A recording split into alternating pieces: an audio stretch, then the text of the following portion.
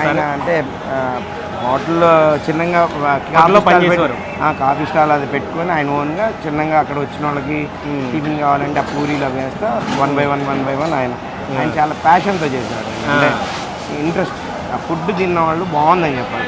Price కానీ మేము నడిపేది కూడా అంతే. ఆ వాల్యూస్ అంతే. మెయిన్ తిన్న వాళ్ళు తృప్తిగా వెళ్ళాలి అంతే. కానీ పద్మనాభయ్య టిఫిన్ సెంటర్ అనగానే అంటే చాలా రకాల టిఫిన్స్ ఉన్నాయి, బట్ అందరికీ గుర్తొచ్చేది ఏంటంటే సాంబార్ ఇడ్లీ, సాంబార్ వడ. ఏంటి సాంబార్ స్పెషాలిటీ ఏంటి అంటే own manufacture A to Z masala కానీ ఏదైనా కానీ మనం సొంతంగా చేసుకోవాలి. ఓకే అంతే, అది ఎఫెక్ట్.